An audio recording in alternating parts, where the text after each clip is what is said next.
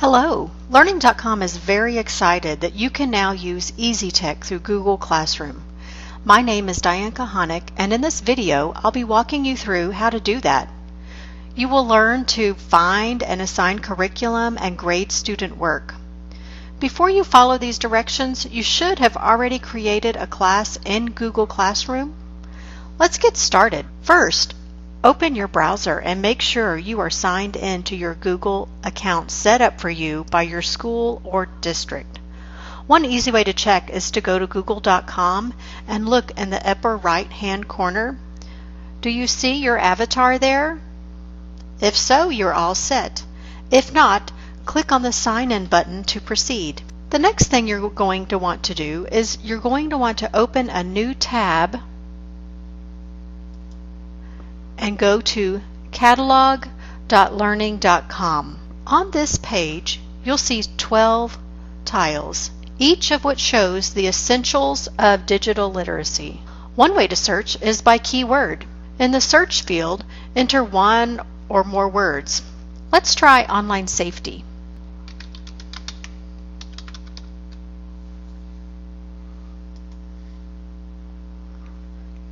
You will see a page with cards that show each item that matches your search term. Clicking on a card will take you to the curriculum items page. Notice that at the bottom, if there are more than 24 cards, you will have the option to load more and see more curriculum items.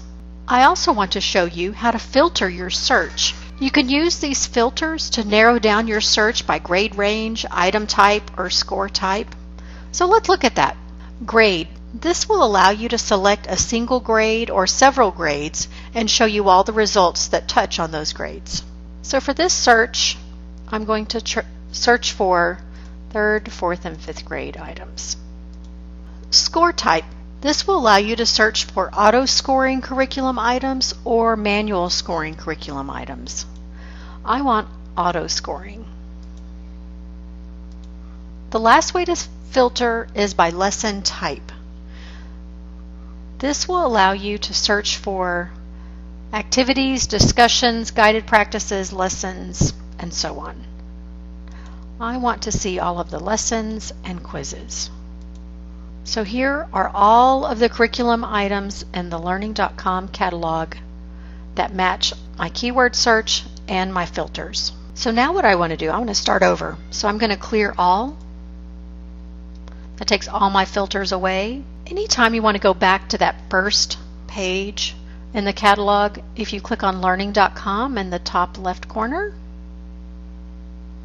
and that takes you back to the Essentials of Digital Literacy page. So let's search by essential. Sometimes you don't even know what keyword to search for, but you want to find items in a specific subject. All you have to do is click on the essential that you want to explore. Let's look at keyboarding. So this shows you all of the curriculum items in the catalog that are in the keyboarding essential topic. You can still use your filters to narrow down by grade, scoring type, or lesson type. So let's view an item. Once you find an item you like, you click on the card to see the item page. You will see the title and the description of the curriculum item along with the grade range, standards that it's linked to. You'll see a number of tabs below the description containing more information about the curriculum item. You can even preview the curriculum item as a student. If you're not already logged in, this will prompt you to log in with your licensed G Suite for Education account and will launch the item in a new tab. You can also view teacher instructions, extension ideas, and once again the standards. Once you have decided what you would like to assign, click on Share to Google Classroom. This button opens a new window. From here, I want to select the class I want to assign this curriculum item to. I want it to go to my first period ELA class. Also, if the curriculum is available in Spanish, you will have the option to choose that here.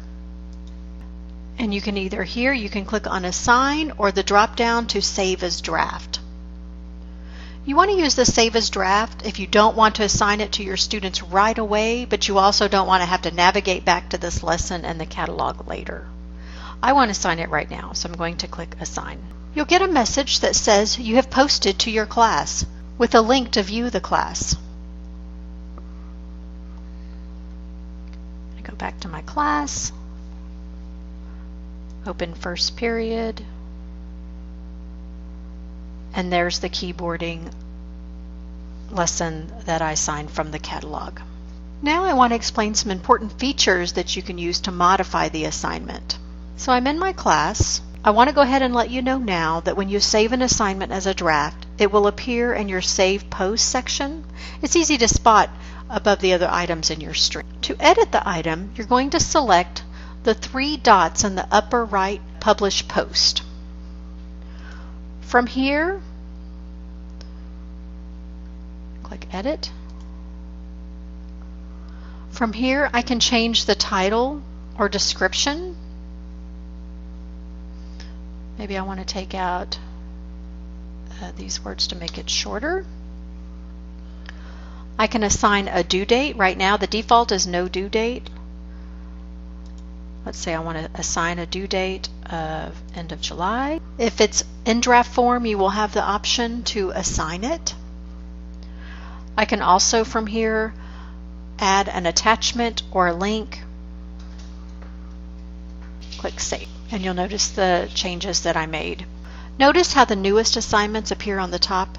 The Google Classroom stream functions like a social media feed with older assignments at the bottom and the newer ones at the top. From here, you can view the lesson as a teacher.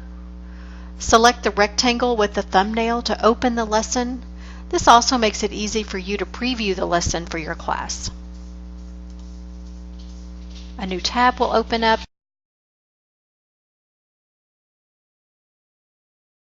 And here's the student preview.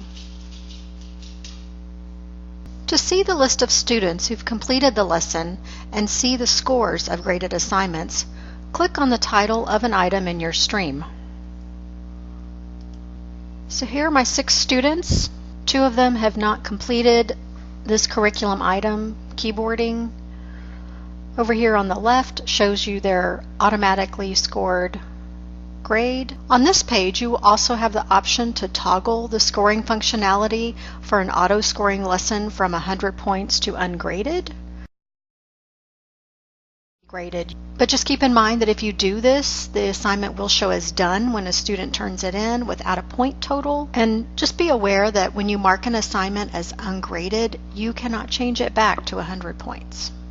Much of the curriculum you'll find in the catalog is automatically graded.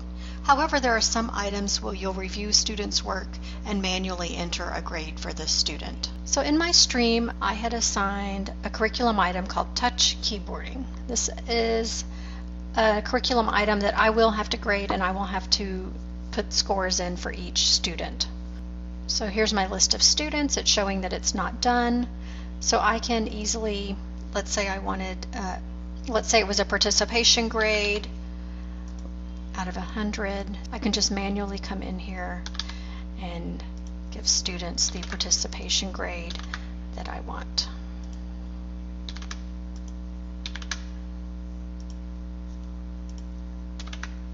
Once I enter the score for the student, they will only be able to see that score after I click Return. Click Return. If you want a student to revise their work, then you can return it to the student just by clicking Return.